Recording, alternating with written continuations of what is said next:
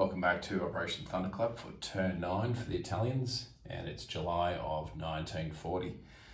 Italy has one tech dice to go for. They're going to try for improved construction. They're at stage 1 for that already. There we go. Alright, see how we go with that one. And a 6 is no good, so nothing there. Alright, the Italians had 12 to spend. They're going to spend 6 on a fleet submarine and then 2 infantry for 3 apiece. So that's all their money. That's the 12. And we may not be getting that much more in the future, so we'll see what happens. Alright, combat. Alright, so we've got a couple of combats. So starting off here in the med, no surprises here. We've got the seaplane that's going to come out 2, 1, 2, right into M2. And then we've got in A44, the 3 coastals and the Italian fleet submarine. I'm going to rate in A44 and see how we go again there. The rest will be non-combat. So the Brits now have radar and anti-submarine warfare. Bit of a bummer for us. So that does make things a little bit less effective. But let's see if we can keep our luck going with the rating. Alright, so we'll get a green Italian dice, lucky green Italian dice, and let's get a red dice for the Brits. I have a British dice somewhere, but yeah, I'll find it later.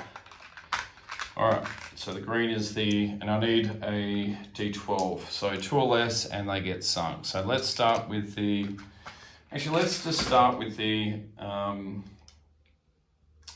the seaplane. So no ASW there.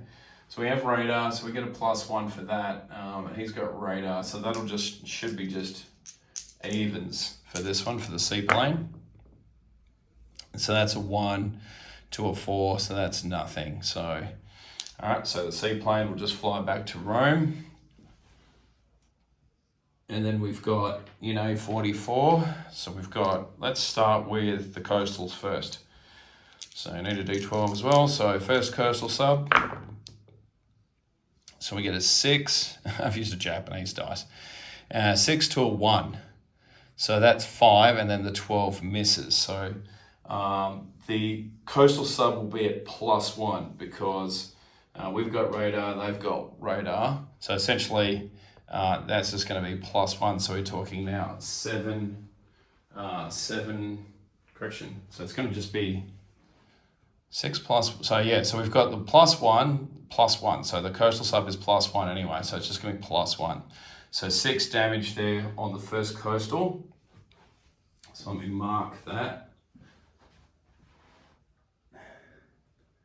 All right, let's go with the second coastal. All right, so second coastal.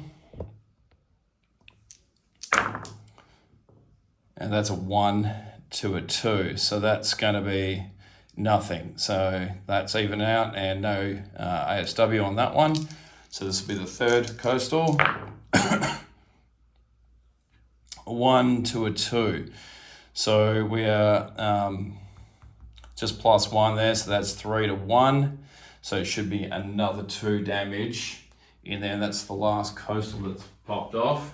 So now we're up to 8 damage in there for a total of 15 that we can get, and then we've got the fleet submarine last. So the fleet sub is last, so he'll be +2, so it'll just even out. Actually, the Brits don't have long range, do they? No, they just have, oh no, they've got ASW, so that does actually give them another 1 in defense, doesn't it? Yeah. All right, we'll fix this up in a minute. So 1, 2, 3 for the fleet sub, so that should be a 5. That's 3 to 1. So we've got +2, +1, so that's 6. And then he's got ASW and radar, so that's 3. So that should be just 3 damage, I'm thinking. And that should mean these are -1 as well. So 3 more damage on that last one, which should mean that's a 1 because I didn't count the ASW, and that should be a 5. Hopefully that makes sense. So it should be a total of 6, 9 damage in there this turn. Okay. Not too shabby, not as good as last time, but so just checking on that. I'll go back and watch the video again later, but all right, let's get to some non-combat. All right, so from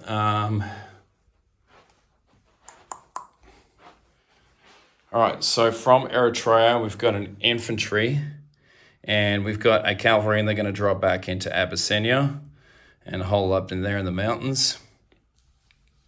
We've got these 3 infantry and the motorized going to drop back into Tobruk. They're going to get out of dodge. Okay. Let's see what happens next. I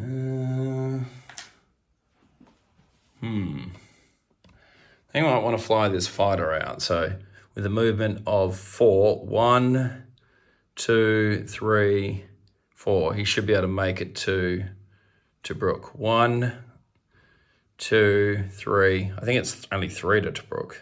I got this U-Butte. Let's take this away for a second so we can actually see. So from there, it's going to be 1 into Nubia, 2 into Western Egypt, 3. So yeah, we're all good. So let's land that fighter there in Tobruk.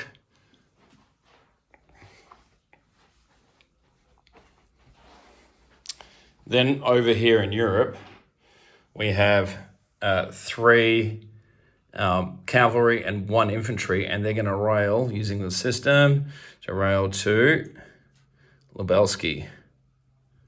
So 3 cav, they can use their 4 rail movements up, and 1 infantry go to Lubelski. And put a little bit more pressure on the Russians there. Give them something to think about.